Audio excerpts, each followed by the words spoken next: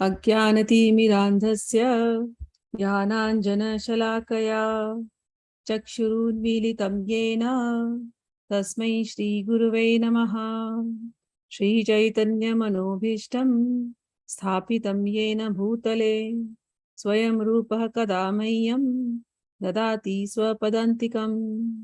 वन्देऽहं श्रीगुरो श्रीयुतपदकमलं श्रीगुरून् वैष्णवांश्च श्रीरूपं साग्रजातं सहगण रघुनाथान्वितं तं साजीवं साद्वैतं सावधूतं परिजनसहितं कृष्णचैतन्यदेवं श्रीराधाकृष्णपादान् सहगणललिता श्रीविशाखान्वितंश्च।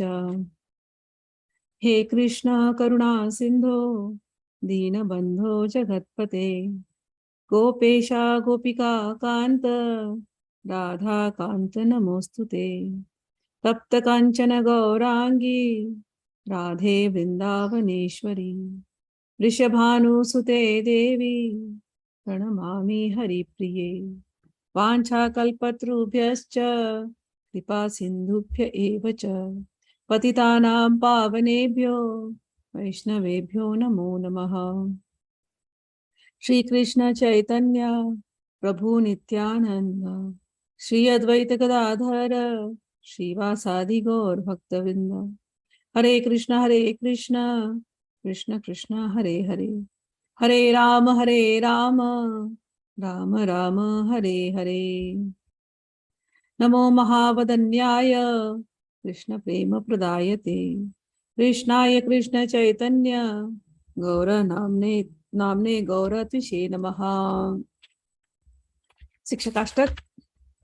चेतो दर्पणमार्जनं भवमहादावाग्निनिर्वापणं श्रेयः कैरवचन्द्रिका वितरणं विद्यावधूजीवनम् आनन्दाम्बुदिवरधनं प्रतिप्रदं पूर्णामृतस्वादनं सर्वात्मस्नपनं परं विजयते श्रीकृष्ण संकीर्तनम्। नाम्नाकारि बहुधा निज सर्वशक्ति तत्रार्पिता स्मरणे नियमितः न कालः। एतादृशी तव कृपा भगवान् ममापि दुर्दैवं मीदृशमिह जानिनानुरागः। गृणादपि सुनिचेन तरोरपि सहिष्णुना अमानिना मानदेन कीर्तनया सदा हरि। न धनं न जनं न सुन्दरीं कवितां वा जगदीश कामये मम जन्मनि जन्मनीश्वरे भवताद्भक्तिरहितुकी त्वयि। हे नन्दतनुज किङ्करं पतितं मां विषमे भवाम्बुधौ कृपया तव पादपङ्कजस्थित धूलिसदृशं विचिन्तये। नयनं गलदश्रुधारय वदनं गदगदरुद्धया गिरा पुलकैर्निचितं वपु कदा तव नाम गृहणे भविष्यति। युगायितं निमिषेण चक्षुषा प्रवशायितं शून्यायितं जगत्सर्वं गोविन्द विदहेण मे। आश्लिष्य वा पादरतां विनष्टु मामदर्श्रां मर्महतां करोतु वा यथा तथा विदधातु लम्पटो मत्प्राणनाथस्तु स एव नापरः, मत्प्राणनाथस्तु स एव नापरः। हम लोग आदि लीला 7 ये पढ़ने वाले हैं। अद्वैत आचार्य के महिमा उसको हम लोग अब श्रवण करने वाले हैं।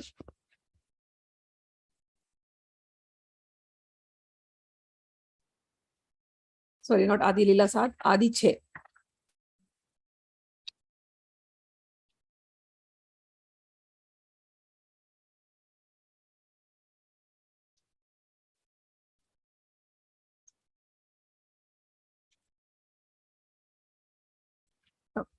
श्री अद्वैत आचार्य की महिमाएं। आप लोग को अद्वैत आचार्य का थोड़ा स्मरण होगा। भगवान चैतन्य महाप्रभु को यहाँ बुलाने में, भगवान कृष्ण चैतन्य महाप्रभु का जो अवतार लेकर के आए उसके उनको यहाँ पर प्रकट करने में सबसे बड़ा जो रोल है वो अद्वैत आचार्य का है। हमने पढ़ा था कि तुलसी दल जब उन्होंने देखा कि कलयुग की क्या दशा हो चुकी है और लोग इतने पस्त हुए जा रहे हैं, तो इनकी मुक्ति कैसे होगी, तो भक्ति सिखाने के लिए साक्षात भगवान को आना पड़ेगा। तो कलयुग में भगवान को बुलाने के लिए उन्होंने तुलसी दल से खूब भगवान की अर्चना करी और भगवान को बुलाया, वही अद्वैत महाप्रभु। उनकी महिमाओं को अब हम लोग श्रवण करेंगे। पहले वाले फर्स्ट चैप्टर में सभी श्लोकों को बोल दिया गया, अब उसी की यहाँ पर जो है एक्सपैंड, मतलब उसको एक्सपांड करके सिखा रहे हैं सब। तो अभी हमने नित्यानंद बलराम उनकी महिमाओं का श्रवण किया। आज यहाँ पर इंडिया में शायद कल थी, आज यहाँ पर बलराम पूर्णिमा है। बलराम श्री कृष्ण के बड़े भाई हैं और हम लोग उसको नारियल पूर्णिमा भी बोलते हैं महाराष्ट्र साइड में, और रक्षाबंधन भी मनाते हैं। बलराम हम सबके बड़े भाई हैं।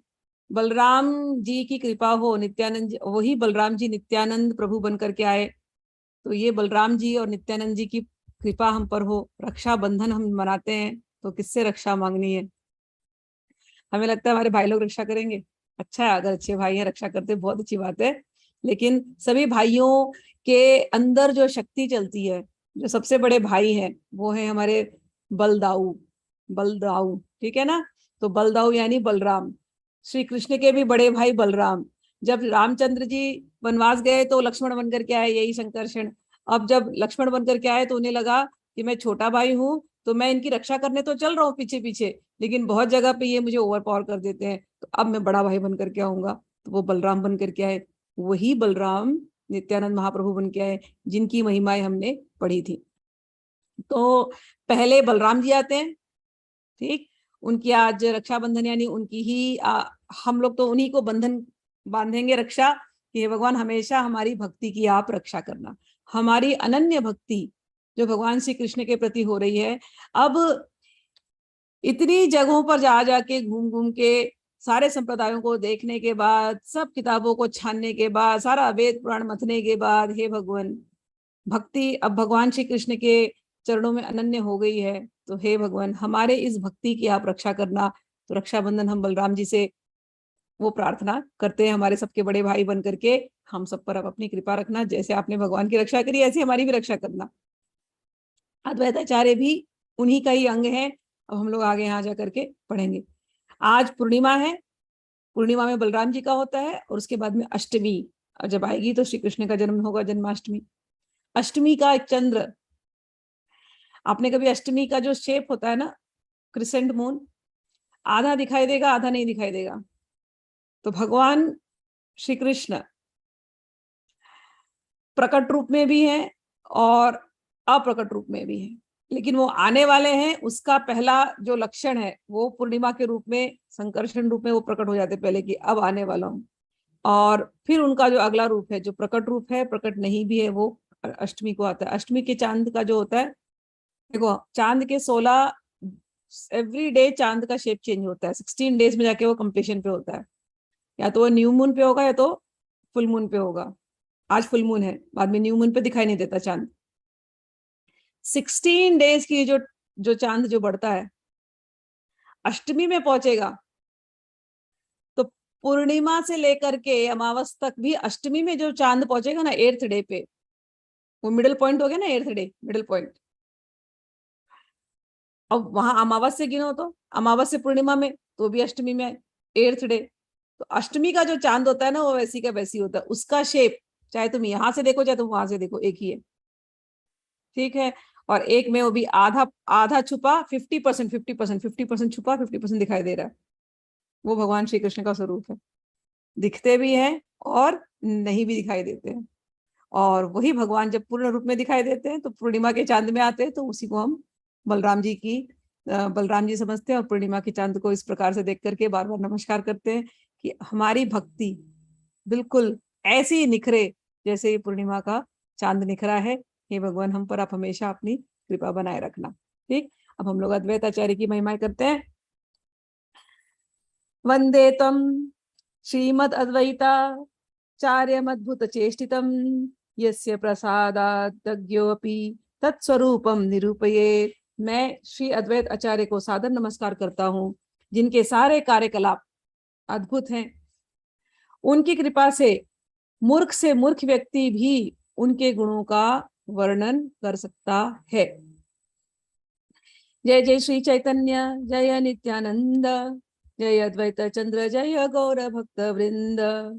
भगवान श्री चैतन्य महाप्रभु की जय हो, नित्यानंद प्रभु की जय हो, अद्वैत आचार्य की जय हो, और श्री चैतन्य महाप्रभु के सारे भक्तों की जय हो। पंच श्लोके कहिल श्री नित्यानंद तत्व, श्लोक द्वये कहे अद्वैताचार्य महत्व। मैंने 5 श्लोकों में नित्यानंद महाप्रभु के महत्व को समझाया, उनके तत्व को। अब 2 श्लोकों में, अगले 2 श्लोकों में मैं अद्वैत महाप्रभु के तत्व को समझाऊंगा। ये जो श्लोक हैं फर्स्ट चैप्टर के श्लोक, ठीक। महाविष्णु जगत्कर्ता मायया सृजत्यदः, तस्य अवतार एवायं द्वैताचार्य ईश्वरः। भगवान अद्वैत आचार्य महाविष्णु के अवतार हैं, जिनका मुख्य कार्य है माया द्वारा जगत की सृष्टि करना। अद्वैतम हरिणाद्वैतात् आचार्यम भक्ति संशनात्, भक्तावतारमीशम तम अद्वैताचार्यम आश्रये। ये भगवान हरि से अभिन्न है, ये अद्वैत कहलाते हैं। क्यों अद्वैत कहलाते हैं? द्वैत यानी ड्वेल, लेकिन ये भगवान के अंश हैं, ये भगवान के अंग हैं। मेरा अंग मेरे से जुड़ा है तो ये मुझसे अलग नहीं है, ये मेरा अपना अंग है, ये मेरा अपना अंश है, ये मेरा अपना अंग है। ऐसे ही अद्वैत आचार्य भगवान का अंश भी है, भगवान का अंग भी है, और ये ईश्वर का स्वरूप है, ईश्वर का अंश है। तो ये अद्वैत है, ये भगवान से बिल्कुल अलग नहीं है, ये अद्वैत इनका नाम पड़ा। और वो क्या करते हैं?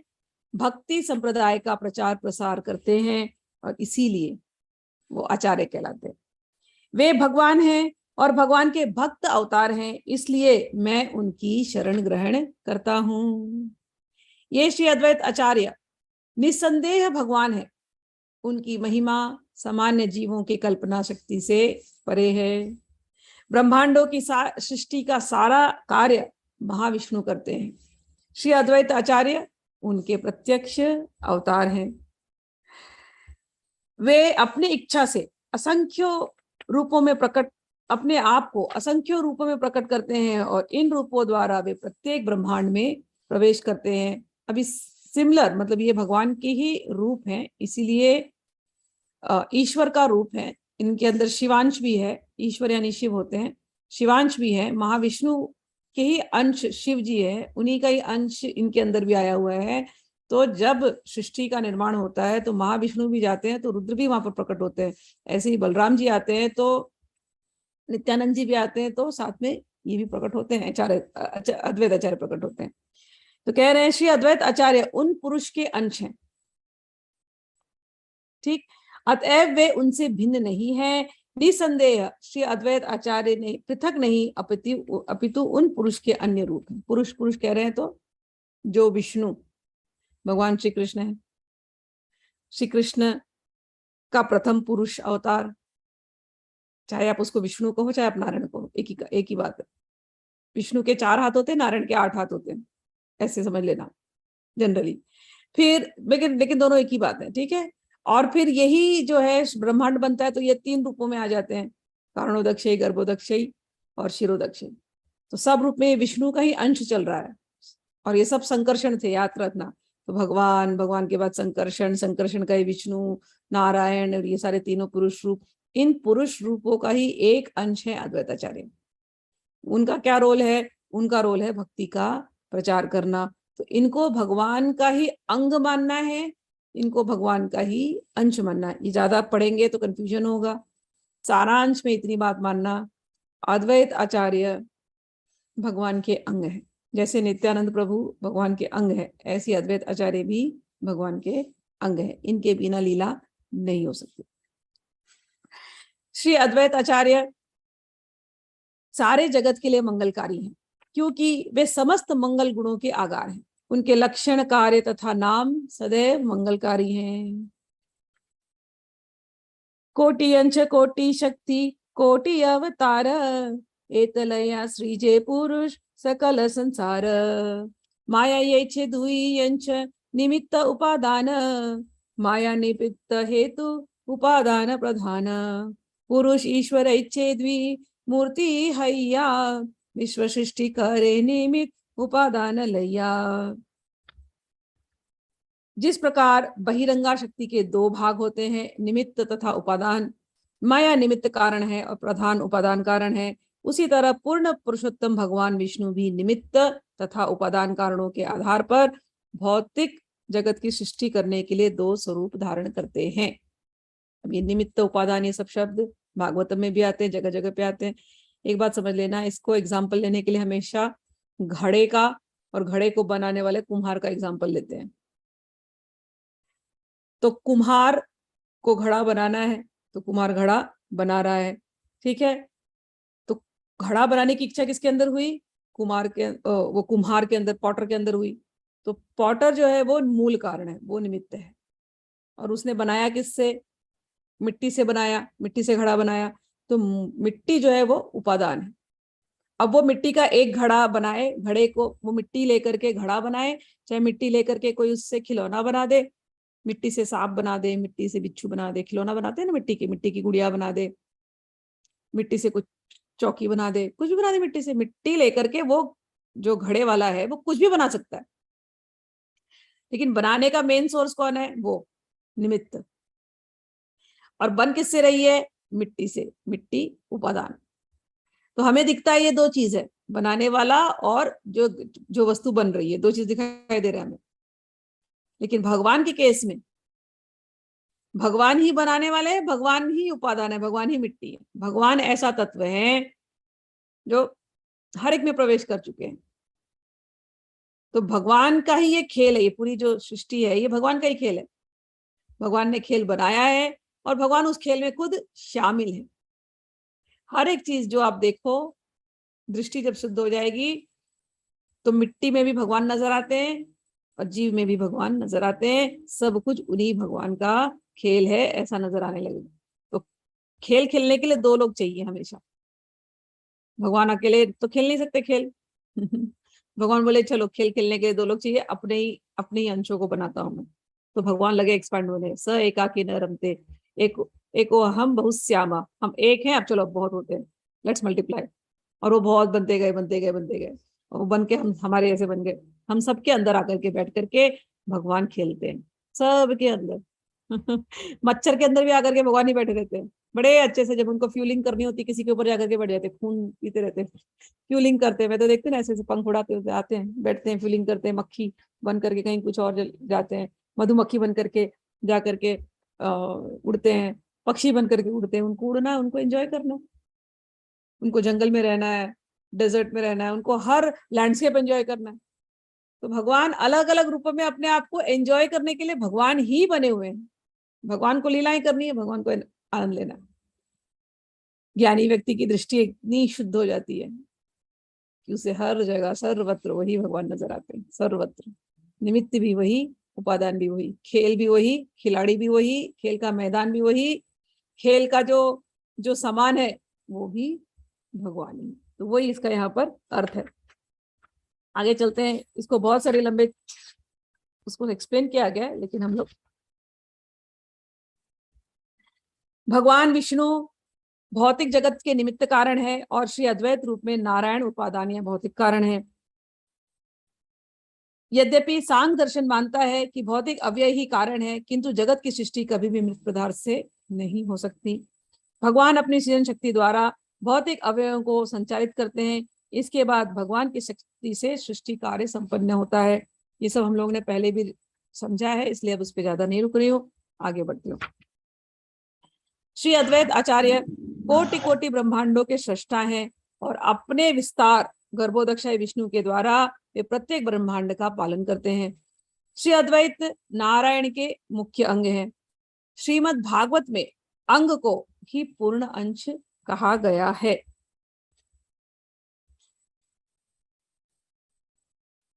ईश्वरेर अंग अंश चिदानंद मायार संबंध नाही ए श्लोक कय।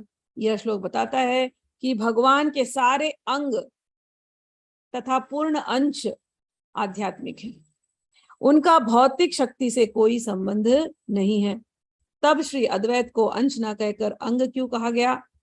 इसका कारण है कि अंग अधिक घनिष्ठता का सूचक है। तो एक तो अंश है, लेकिन ये भगवान के अंग हैं दोनों। महाविष्णुर अंश अद्वैत गुण धाम, ईश्वरे अभेद ते अद्वैत पूर्ण नाम। समस्त सद्गुणों के आगार श्री अद्वैत महाविष्णु के प्रमुख अंग है। उनका पूरा नाम अद्वैत है, क्योंकि वे सभी प्रकार से उन भगवान से अभिन्न है। जीव पूर्वे ये कैल सर्व विश्वेर सृजन, अवतरी कैल एव भक्ति प्रवर्तन।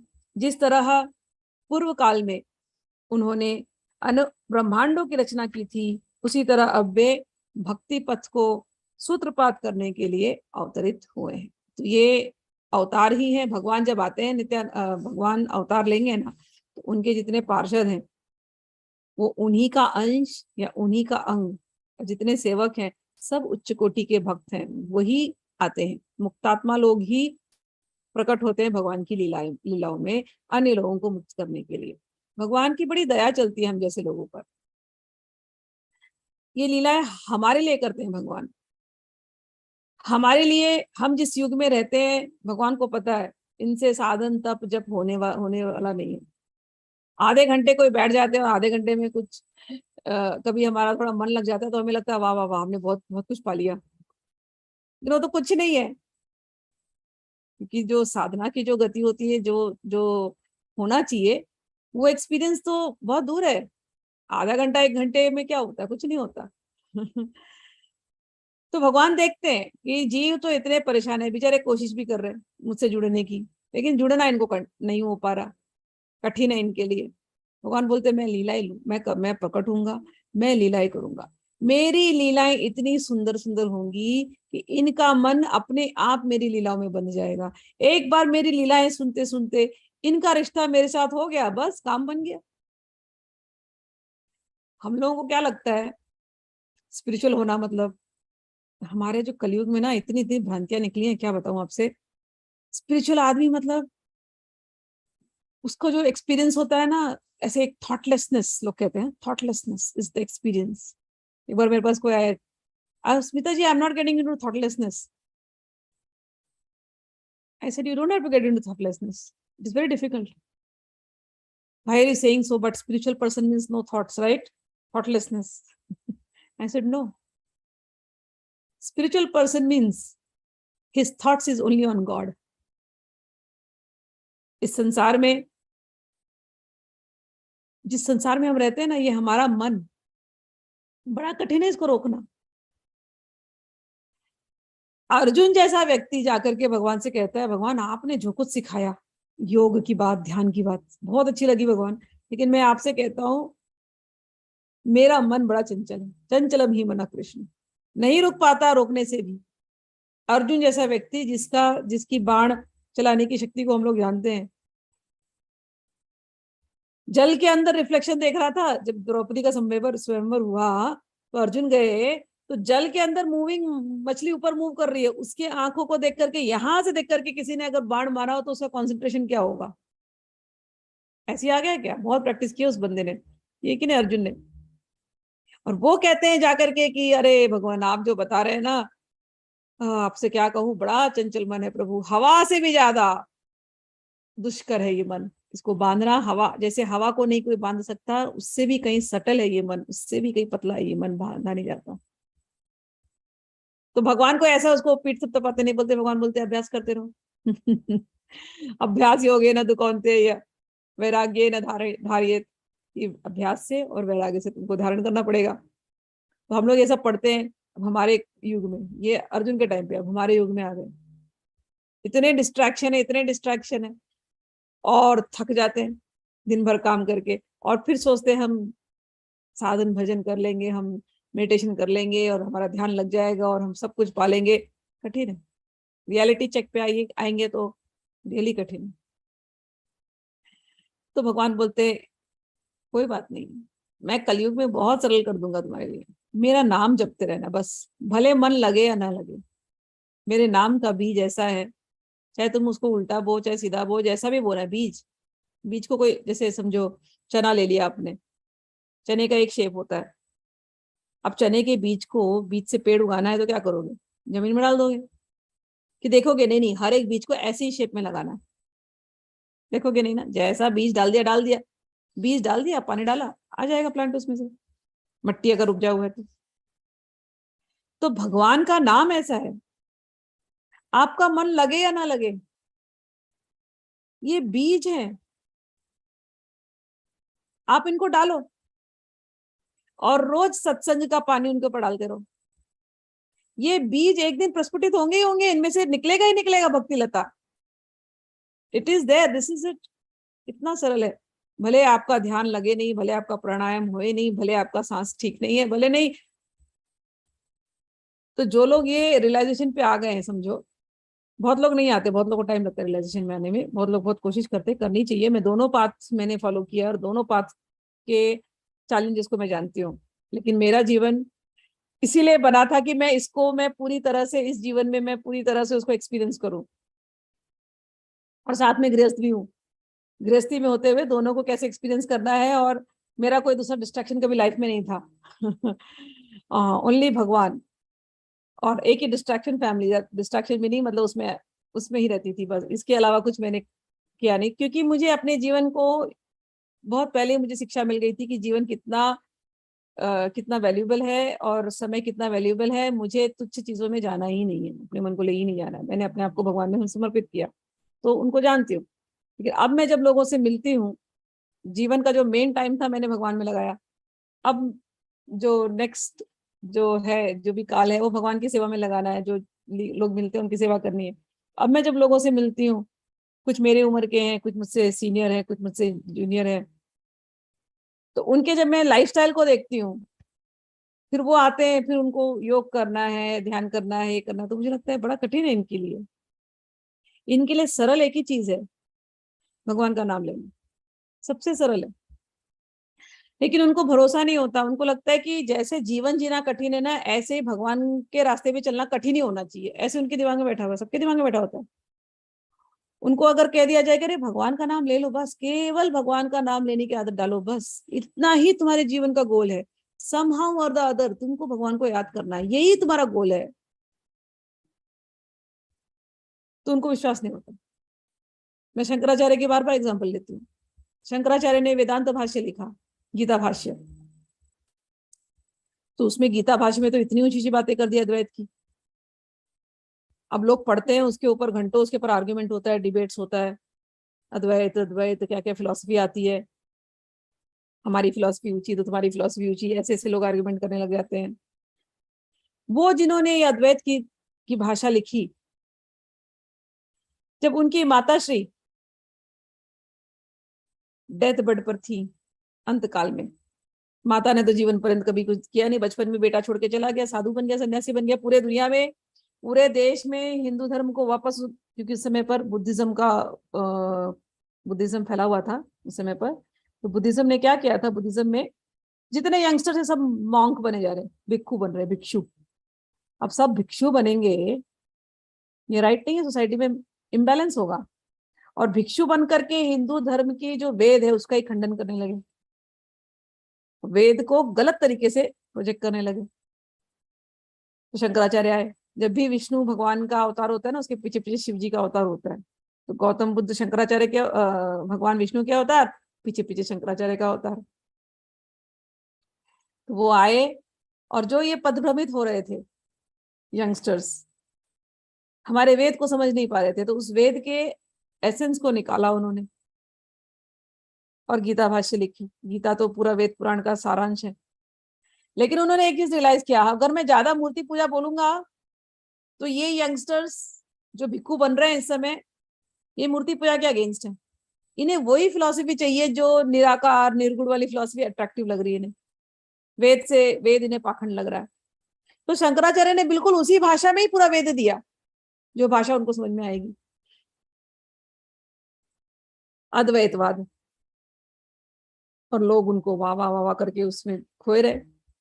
अब यही शंकराचार्य की जब माता श्री जब बीमार पड़ी तो गए अपनी माँ को मिलने।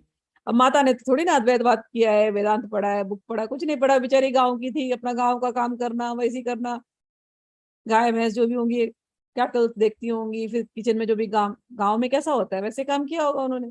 अब माता जब बीमार पड़ी तो शंकराचार्य गए तो माता ने बोला, देख शंकरा, मैं तो चली जाऊंगी कभी भी, अब मुझे क्या करना चाहिए जीवन के आखिरी पल में।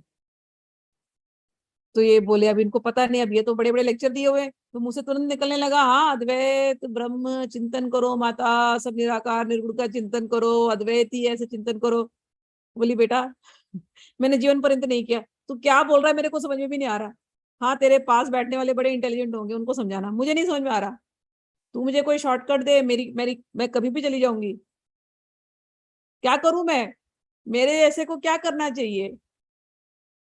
तब उन्होंने लिखा, भज गोविंदम, भज गोविंदम, गोविंदम भज मूढ़मते, संप्राप्ते सन निहिते काले, नहीं नहीं रक्षति डुक्रिन करणे। उन्होंने लिखा, एक ही काम करो, भज गोविंदम, भज गोविंदम, श्री कृष्ण का नाम लो, श्री कृष्ण का नाम लो, श्री गोविंद का नाम लो, श्री गोविंद का नाम लो। संप्राप्ते सन्निहिते काले, जब मरने का समय आएगा उस समय पर तुम्हारी ये लॉजिक, तुम्हारे ग्रामर, डुक्रिन करने यानी संस्कृत के grammar, logic basically it is implying logic, कि ना तुम्हारी लॉजिक काम आने वाली, ना तुम्हारा कोई ज्ञान काम आने वाला, तुमने एक ही चीज काम आने वाली, क्या, भगवान का नाम। पूरी भज गोविंदम आप पढ़िए, इतना सुंदर उन्होंने लिखा है, इतना सुंदर लिखा है पूरी भज गोविंदम में। शंकराचार्य की एक एक कृति इतनी सुंदर है कि कुछ भी आप पढ़ लीजिए उसमें वो पूरा एसेंस दे देते थे। मैं तो कोई भी अष्टकम उठा लूं उनका, जो भी उठाओ, मुझे लगता है इतनी सी बात में पूरा एसेंस दे दिया वेद का। किसी के पास समय नहीं है कि वो गीता पढ़ सके तो शंकराचार्य को पढ़ ले, बस थोड़े थोड़े कुछ कुछ चीजें उनकी, बहुत निर्वाणाष्टकम पढ़ लो आप, चाहे उनकी क्षमा अपराध स्तोत्रम पढ़ लो आप, रोना आ जाएगा, क्या क्षमा मांगते हैं माँ से, वाह वाह वाह। चाहे भज गोविंदम पढ़ लो, भज गोविंदम तो, भज गोविंदम को लोग कहते हैं कि एलिमेंट्री स्कूल की भजन है उनकी, लेकिन वो एलिमेंट्री स्कूल उसमें इतनी अच्छी अच्छी बातें लिख दी है कि कभी भज गोविंदम पढ़ते ऐसे रोंगटे खड़े होने लगते, वाह वाह कितना सुंदर बात कहा। तो हम लोग इस टॉपिक पे इसलिए यहां तक आ गए कि इस संसार में सरल मार्ग हम जैसे जीवों के लिए, जिनका जीवन बहुत कठिन है, उनके लिए सबसे सरल मार्ग है भक्ति। और ये भक्ति पर सहसा विश्वास नहीं होता लोगों को, तो भगवान स्वयं प्रकट होते हैं और वो चैतन्य महाप्रभु के रूप में आए, और उनके जो अंग हैं, उनके जो पार्षद हैं, वो है अद्वैत आचार्य। अद्वैत आचार्य ने इस भक्ति संप्रदाय को, इसके प्रचार प्रसार करने में भगवान की का सहयोग दिया, इसलिए, और ये भगवान का अपना अंग है, ये भगवान का अपना अंश है। हम उन अद्वैत आचार्य को नमस्कार करके उनकी महिमाओं को अब हम लोग पढ़ रहे हैं। ठीक, चलिए। उन्होंने सारे जीवों को कृष्ण भक्ति का उपहार देकर उनका उद्धार किया। उन्होंने भक्ति के प्रकाश में भगवत गीता तथा श्रीमद् भागवत की व्याख्या की। ये दो बुक हमारे संस्कृति के सबसे इंपॉर्टेंट बुक हैं, भगवत गीता और भागवत, दो अलग अलग। कई बार लोग इससे भी कंफ्यूज होते हैं, पीपल आई मीट, तो उन्हें समझ में नहीं आता है श्रीमद् भागवत क्या और भगवत गीता क्या है, कंफ्यूजन। ये तो हाल है हमारी हिंदू संस्कृति के, हम लोगों का, हम हिंदू कहते हैं अपने आप को। तो भगवत गीता अलग बुक है, श्रीमद् भागवत महापुराण और भगवत गीता ये दो डिफरेंट बुक है। भगवत गीता में 700 श्लोक हैं, श्रीमद् भागवत पुराण में करीब 18,000 श्लोक हैं। हम लोग जो मंडे ट्यूसडे वेडनेसडे करते हैं वो श्रीमद् भागवत पुराण है, the bigger one. Shrimad Bhagavad Gita छोटी बुक है। श्रीमद् भगवत गीता में कृष्ण भगवान ने अर्जुन से डायरेक्टली बात करी है, और उसको व्यासदेव ने महाभारत में लिखी गई थी। महाभारत का एक सेक्शन है, उसको लिया क्योंकि वो पूरा ज्ञान है भगवान का, तो वो भगवत गीता हो गई। और लेकिन जो जो दूसरी बुक है श्रीमद् भागवत पुराण, महापुराण, आप गीता प्रेस से लेंगे तो उसके 2 वॉल्यूम्स हैं, आप इस्कॉन से लेंगे तो उसको आई थिंक 18 वॉल्यूम्स है, कुछ ज्यादा वॉल्यूम्स है उसके। और भी अन्य प्रकाशन है उनके, किसी किसी के 1 वॉल्यूम है, डिपेंड्स। तो श्रीमद् भागवत पुराण जब हम पढ़ते हैं तो उसमें भगवान की बातें तो है ही, लेकिन भगवान के भक्तों की भी बातें हैं। भागवत का अर्थ होता है भगवान और भगवान के भक्तों की महिमा, इसको कहते हैं भागवत।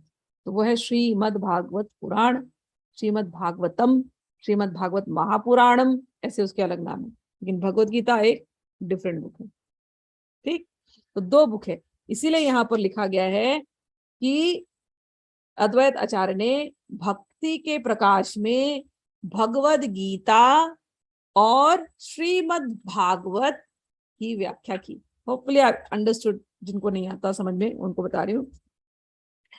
भक्ति उपदेश बिन तारा नहीं कार्य, अतएव नाम हैला अद्वैत आचार्य।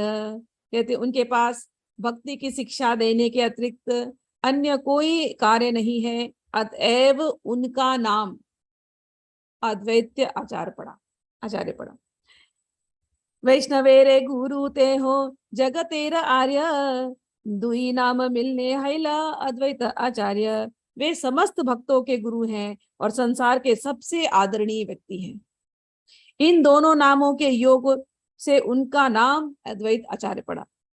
क्योंकि वे कमल नयन परमेश्वर के अंग या अंश हैं, इसलिए उनका नाम कमलाक्ष भी है। उनका 2 नाम है, अद्वैत आचार्य और कमलाक्ष। अद्वैत आचार्य ईश्वर अंश वर्य, तारा तत्व नाम गुण सकली आश्चर्य। ये अद्वैत आचार्य परमेश्वर के प्रमुख अंग हैं, उनके तत्व, नाम तथा गुण सभी कुछ अद्भुत है। यहाँ तुलसी जले यहाँ हुंकारे, स्वगण सहिते चैतन्य अवतारे। उन्होंने श्री कृष्ण की पूजा तुलसी दल और गंगा जल से की और उच्च स्वर में उन्होंने पुकारा भगवान को। इस तरह श्री चैतन्य महाप्रभु अपने निजी पार्षदों सहित पृथ्वी पर अवतरित हुए। पहले बलराम जी आए, फिर अद्वैत आचार्य आए, फिर अद्वैत आचार्य ने फिर खूब प्रार्थना की है और फिर भगवान चैतन्य महाप्रभु का जन्म हुआ। यार द्वारा कैला प्रभु कीर्तन प्रचार, यार द्वारा कैला प्रभु जगत विचार।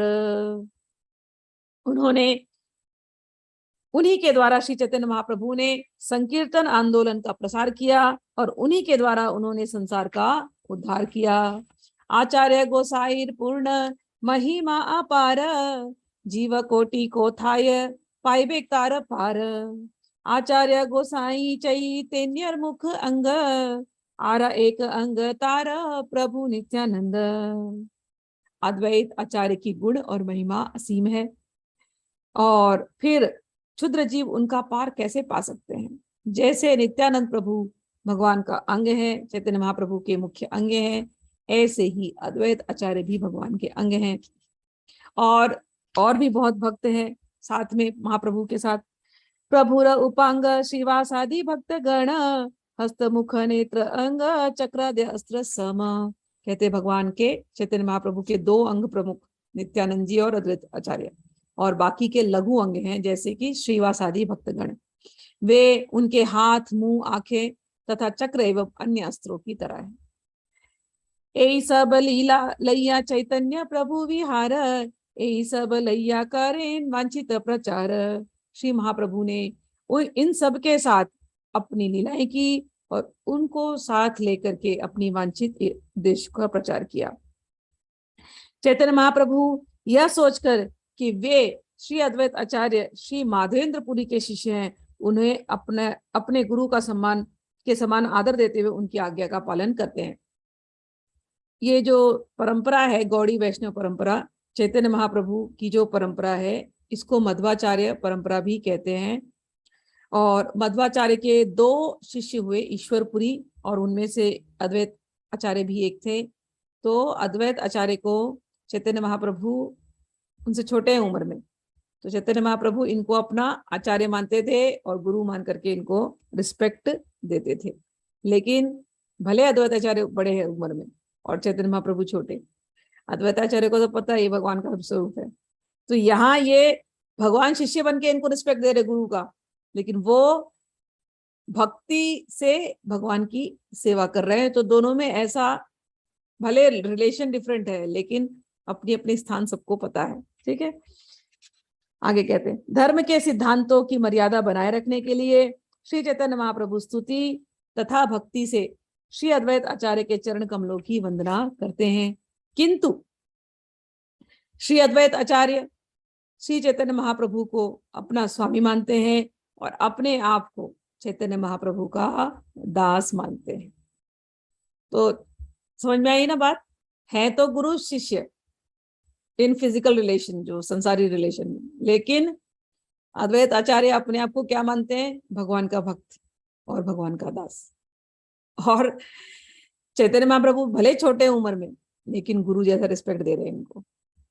आगे कहते हैं, और ये जो रिलेशन है ये कृष्ण भगवान के उसमें भी दिखाई देगा। जब कृष्ण भगवान का अवतार हुआ था तो सब लोग प्रेम कर रहे हैं उनसे अलग अलग रूप में, कोई सखा है, कोई सखी है, कोई माता पिता है, लेकिन सब अपने आप को भगवान की सेवा में ही लगा रहे हैं। तो वो भाव कुछ कुछ लिए हैं यहाँ पर श्लोकों में, वो अभी हम लोग पढ़ते हैं। से अभिमान सुख आप ना पासरे, कृष्णदास हो जीवे उपदेश करे। वे उसी भाव के हर्ष में अपने आप को भूल जाते हैं और सभी जीवों को शिक्षा देते हैं कि तुम सभी लोग श्री चैतन्य महाप्रभु के दास हो।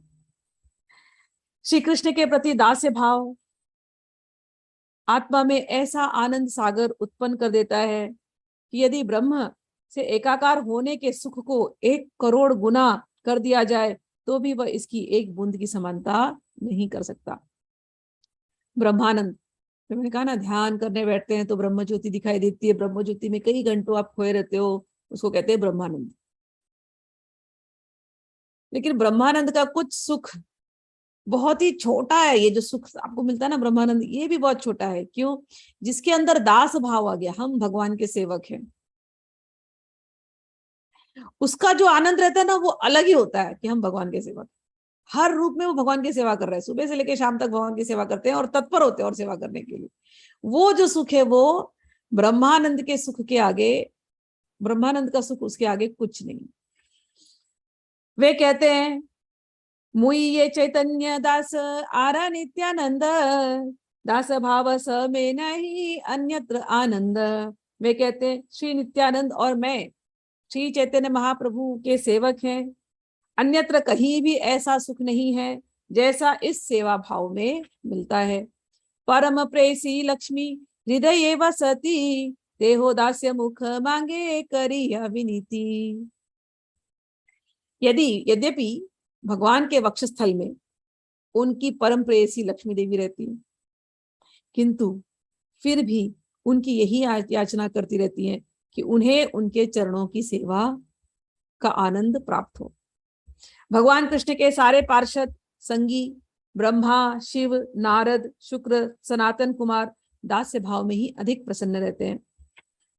विचरण करने वाले अवधूत साधु श्री नित्यानंद भगवान चैतन्य के समस्त पार्षदों में अग्रणी हैं। वे भगवान चैतन्य की सेवा के आनंद में पागल हो गए। और भी भक्तों का नाम ले रहे हैं, श्रीवास हरिदास, रामदास गदाधर, मुरारी मुकुंद चंद्र शेखर वक्रेश्वर। यही सब पंडित लोक परम महत्व, चैतन्य दासे सबाए कर ये उन्मत्त। श्रीवास, हरिदास, रामदास, गदाधर पंडित, मुरारी पंडित, मुकुंद, चंद्रशेखर तथा वक्रेश्वर सभी अत्यंत यशस्वी हैं और महान पंडित हैं, किंतु भगवान चैतन्य के प्रति दास्य भाव उन्हें उन्मत्त बनाए रखता है। दास्य भाव, सेवा की भाव। इस तरह वे सभी पागलों की तरह कभी नाचते हैं, गाते हैं और हंसते हैं तथा सभी को यही उपदेश देते हैं, चैतन्य महाप्रभु के प्रेमी दास बन जाओ। अब चैतन्य महाप्रभु का प्रेमी दास बनना क्या होता है? प्रेमी दास बनना ये होता है, चैतन्य महाप्रभु का अवतार हुआ था भगवान के नाम का संकीर्तन करने के लिए, उसके प्रचार प्रसार के लिए। तो जो दास होते हैं वो बस यही नाम लेते हैं, खुद भी लेते हैं और दूसरों को भी नाम लेने के लिए प्रेरित करते रहते हैं। तो दास, प्रेमी दास का अर्थ ये है, खुद संकीर्तन करो और दूसरों को भी संकीर्तन के लिए प्रेरित करो। यही प्रेमी दास का लक्षण होता है। श्री अद्वैत आचार्य सोचते हैं, चैतन्य महाप्रभु मुझे अपना गुरु मानते हैं, तो भी मैं अपने आप को उनका दास मात्र अनुभव करता हूं। कृष्ण प्रेम का यही एक प्रभाव है कि यह गुरुजनों, समवयस्कों तथा कनिष्ठ जनों को भगवान कृष्ण की प्रति सेवा भाव में प्रेरित करता है। इहार प्रमाण शुन शास्त्रीर व्याख्यान महद अनुभव याते सुदृढ़ प्रमाण। अन्येरे का कथा ब्रजे नंद महाशय तारा सम गुरु कृष्णेर और केहनय। शुद्ध वात्सल्य ईश्वर ज्ञान नहीं तार ताहा के प्रेमे कराए दास अनुकर। ब्रज भाव, तो ये एग्जाम्पल दे रहे हैं कि भगवान जब अवतार लेते हैं तो सब उनकी सेवा में तत्पर होते हैं। हालांकि भगवान अलग अलग रिश्ता बनाते हैं सबके साथ, किसी के बेटे बने तो किसी के सखा बने, लेकिन हर रिश्ते में वो जो दूसरे हैं ना, जो माता पिता बने हैं या जो सखा बने, वो दास भाव ही अनुभव करते हैं। अभी उन्होंने एग्जाम्पल लिया है नंद बाबा का। भगवान प्रकट हुए थे गोकुल में, नंद बाबा बाबा है, पिताजी है। तो कहते हैं व्रज में कृष्ण के लिए नंद महाराज से बढ़कर कोई अधिक पूज्य गुरुजन नहीं। पिताजी हैं तो गुरुजन है, तो भगवान तो छोटे बच्चे हैं, उनके पिताजी हैं, तो भगवान के लिए तो वो गुरुजन है कि नहीं। लेकिन यही पिता, यही गुरुजन क्या कर रहे हैं, श्री कृष्ण की सेवा कर रहे हैं कि नहीं कर रहे। तो कह रहे हैं व्रज में कृष्ण के लिए नंद महाराज से बढ़कर कोई अधिक पूज्य गुरुजन नहीं है, क्योंकि अपने दिव्य पितृ प्रेम के कारण उन्हें इसका ज्ञान ही नहीं है कि उनके पुत्र पूर्ण पुरुषोत्तम भगवान है। फिर भी यह प्रेम उन्हें अपने आप को कृष्ण का दास होने का अनुभव कराता है। औरों का तो क्या कहना, सभी भगवान की सेवा में लगे। ते हो रति मति मागे कृष्णे रचरणे ताहा ऋषि मुख वाणी ताहा ते प्रमाणे। वे भी भगवान श्री कृष्ण के चरण कमलों में अनुरक्ति और भक्ति के लिए प्रार्थना करते हैं, जैसा कि स्वयं उनके मुख से निकले शब्द इसके साक्षी हैं। तो कुछ शब्द कहे गए यहाँ पर। जब उद्धव, भगवान श्री कृष्ण चले गए थे मथुरा, द्वारका में थे, वहां से उद्धव आए थे नंद बाबा को मिलने। तब नंद बाबा ने प्यार से उनसे भगवान कृष्ण का हालचाल पूछा था। तो अब उसमें वो पूछ रहे थे, बाबा हे उद्धव, कृपया सुनो, यह सच है कि कृष्ण मेरा पुत्र है, किंतु फिर भी तुम यदि सोचते हो कि वो ईश्वर है तो भी उसके लिए मैं अपने पुत्र का भाव भी रखूंगा। उद्धव जी आकर समझा रहे थे कि ये भगवान है, ये पूर्ण पुरुषोत्तम भगवान है, ये ईश्वर स्वरूप है, ज्ञान दे रहे थे उद्धव। उनके पिताजी कहे तुमको ईश्वर मानना है तुम मानो, मेरे लिए तो मेरा पुत्र है, मेरा बेटा ही है। अतएव मेरी प्रार्थना है कि मेरा मन तुम्हारे भगवान श्री कृष्ण के प्रति अनुरक्त हो। तुम कहते हो भगवान है, मैं प्रार्थना कर लेता हूँ कि मेरा भगवान के प्रति अनुराग हो जाए, लेकिन मेरे लिए तो ये मेरे बेटे हैं। मेरे बेटा और पिता का प्रेम तो स्वाभाविक है, हमारे बीच में ये भगवान है ऐसा मैं देख ही नहीं सकता, वो मेरे अपने हैं। बस हमारे मन तुम्हारे भगवान कृष्ण के चरणों में अनुरक्त हो, हमारी जिह्वाएं उनके पवित्र नामों का कीर्तन करे और हमारे शरीर उनके समक्ष दंडवत प्रणाम करे। तुम कहते हो भगवान है, तुम्हें लग रहा है ऐसा भगवान है, कोई बात नहीं, तुम बोल रहे हो तो तुम्हारी बात मान लेते हैं। और तुम्हारे भगवान में हमारा मन हमेशा अनुरक्त हो और हमारी जीवा हमेशा उनके पवित्र नाम को लेते रहे, हम हमेशा उनका गुणगान करते रहे और उनके हमने दंडवत करें। हम ईश्वर की इच्छा से अपने कर्मवश भौतिक ब्रह्मांड में जहां भी भ्रमण करें, हमारे पुण्य कर्म भगवान कृष्ण के प्रति हमारी अनुरक्ति को बढ़ाते रहें। ये सब श्लोक श्रीमद् भागवत से लिए गए हैं। अभी हम श्रीमद् भागवत पढ़ रहे हैं। जब हम 10वें स्कंद में जाएंगे पूरे भाव समय आपको पूरी तरह से समझ में आएंगे। इसलिए कहते हैं चैतन्य चरितामृत पढ़ने के पहले एक बार भगवत गीता और एक बार श्रीमद् भागवत पढ़ लेते हैं तो ये सब समझ में आती बात है। पर अभी हम ज्यादा डिटेल में नहीं जाते। भाव तो आप समझ ही गए कि जिसको भगवान से प्रेम है जिस रूप में, वो उसको भगवान को वैसे ही देख रहे हैं। उनके लिए वो भगवान भगवान नहीं। अभी जो लोग आप लोग भक्ति करते हो तो आपके लिए भगवान मतलब एक थर्ड पर्सन है।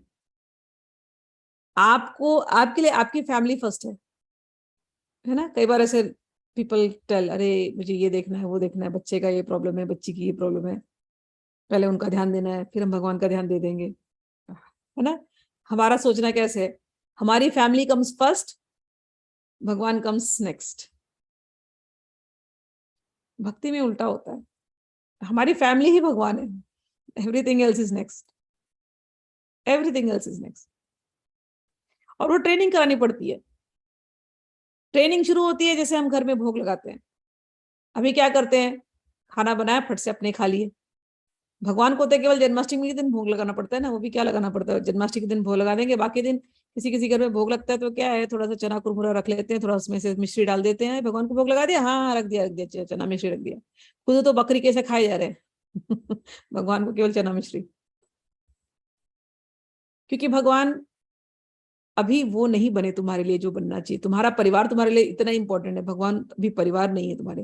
भगवान तुम्हारे हैं, तुम्हें लगता है कि भगवान को हमें याद करना चाहिए, प्रेम प्रेम नहीं कुछ है, तुम भी डिफाइन नहीं कर सकते हो कि क्या है वो।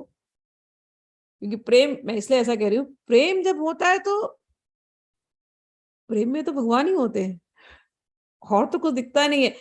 जब प्रेम बढ़ जाएगा, जब भक्ति बढ़ जाएगी तो भगवान मेन है। भगवान तुम्हारे घर के मुखिया होते हैं, हर काम भगवान के लिए होता है। उस परिवार को जिसको तुम सेवा कर रहे हो ना, वो भी भगवान के हैं, इसलिए हम सेवा कर रहे हैं कि हमारी सेवा में त्रुटि ना हो जाए। क्योंकि भगवान दुखी हो जाएंगे अगर हमारी सेवा में त्रुटि हो गई तो। हम अपने परिवार की सेवा करेंगे, लेकिन परिवार की सेवा करते करते हम अपने जो हमारे अपने उनको भूल जाए या उनके प्रति हमारी ड्यूटी को निग्लेक्ट कर दें, तो फिर काय का प्रेम है? तो कोई प्रेम नहीं, तो कोई भक्ति अभी आई नहीं है, थोड़ी बहुत हल्की हल्की है अभी, बहुत और इम्प्रूव करना पड़ेगा। माँ बाप जॉब पर जाते हैं, बच्चे को छोड़ देते हैं कहीं पर डे केयर में, लेकिन आप भूल जाते हो क्या? नहीं। आप जॉब पर भी रह करके हर 2 घंटे में एक बार तो आप देखोगे ना, मेरा बच्चा कैसा है, खाया कि नहीं खाया, क्या कर रहा है, ध्यान देते हो ना। तो जैसे आप अपने बच्चे का ध्यान देते हो ना, ऐसे ही भगवान का भी दे सकते हो। क्यों भगवान की वाली activity end of the day होनी चाहिए? वाई?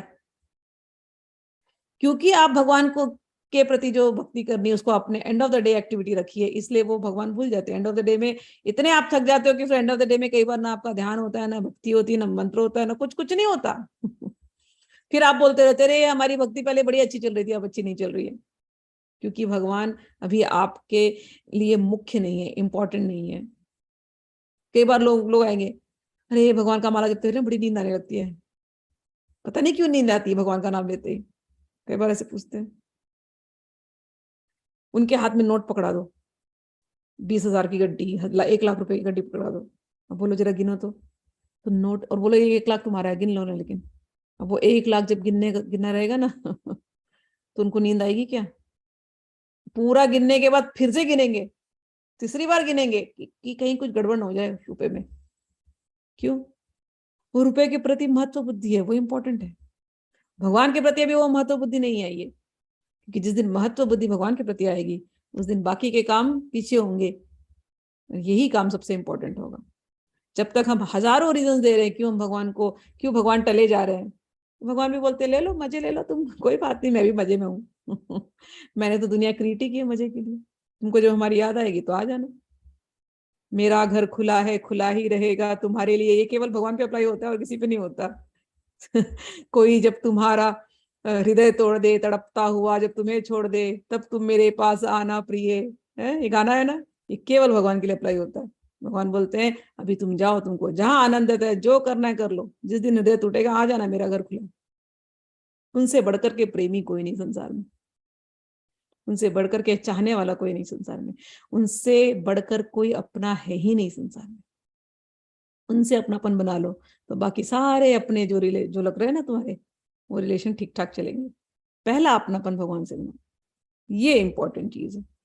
तो यहाँ जो अब हम पढ़ रहे हैं लीलाएं, अभी तो क्लास एंड करते हैं यहाँ पर ही, कि नंद बाबा पिताजी हैं, उनको भगवान को अपना बेटा ही मानते हैं। वो अपना, मेरा अपना बेटा है वो, दुनिया उनको भगवान माने कुछ भी माने, वो मेरा अपना बेटा है। तो जैसे नंद बाबा से सीखने वाली बात है, जैसे हम अपने बच्चों को प्यार करते हैं ना, लेकिन वो संसारिक बच्चे हैं, वो प्राकृत बच्चे हैं, ऐसे हम भगवान को अपना बच्चा समझे। अगर किसी को बच्चे वाली भावना है, हम भगवान को अपना बच्चा समझे। हमारे बिना भगवान नहीं रह सकेंगे। हमने अगर भगवान को भोग नहीं लगाया तो भगवान को भोग कौन लगाएगा। इसलिए सुबह उठते ही जैसे आप फैमिली के लिए ब्रेकफास्ट बनाते हो ना, वो ब्रेकफास्ट पहला प्लेट तुम्हारे घर के ठाकुर जी को पड़ना चाहिए, पहले उनको खिलाओ। He is not the end of the day activity, he is first activity and he is the only activity, he is of prime importance. पहला नाश्ता उनको खिलाओ, फिर वो नाश्ता अपने परिवार को दो। देखो घर में कितनी कितनी सबकी बुद्धि बदलना शुरू हो जाएगी। फिर दोपहर में लंच बनाते हो, गटर गटर खुद ही मत खाओ, पहले भगवान को ऑफर करो, फिर उसको अपने अंदर लो प्रसाद को। ये केवल इतनी सी चीज आप जीवन में उतार लोगे ना, खाना, क्योंकि ये इंपॉर्टेंट चीज है, इसके बिना हम जीते नहीं। ये हमारा पता नहीं दिमाग में सबके रहता है, खाना, आज खाना क्या बनेगा, सुबह से चालू हो जाता है, खाना क्या बनेगा, नाश्ता क्या बनेगा, लंच क्या बनेगा, डिनर क्या बनेगा, ये सबके दिमाग में। तो वो जो भी बनेगा ना, पहले भगवान को ऑफर करो और फिर खुद भोग लगाओ। इससे क्या होगा, आपका भगवान के साथ कनेक्शन बना रहेगा। सुबह भी आप याद करेंगे, दोपहर को भी याद करेंगे, शाम को भी याद करेंगे, रात को भी याद करेंगे। और वो भोग, फिर वो जो आपने चढ़ाया भगवान को, उसमें से सतोगुण रजोगुण तमोगुण खत्म हो जाता है। और फिर वो भोग नहीं है, वो आपको पाप नहीं खा रहे हो आप फिर उस समय प्रसाद लेते हो। और जब वो प्रसाद अंदर जाता है ना, मन एकदम शुद्ध चित्त निर्मल, भक्ति बड़ी आसानी से हो जाती है। शुरुआत हम लोग यहाँ से करते हैं, भगवान को अपना समझते हैं, हेड ऑफ आवर फैमिली। ठीक है, तो अभी क्लास यहीं एंड करते हैं, बाकी के कल करेंगे। जय श्री कृष्णा, हरि बोल। हरि बोल। हरि बोल। हरि बोल। राधे राधे। राधे। हरि बोल। हरि बोल। हरि बोल। हैप्पी बलराम जयंती। हाँ, हैप्पी बलराम जयंती। जय श्री कृष्ण। राधे राधे। जय श्री कृष्ण। जय श्री कृष्ण।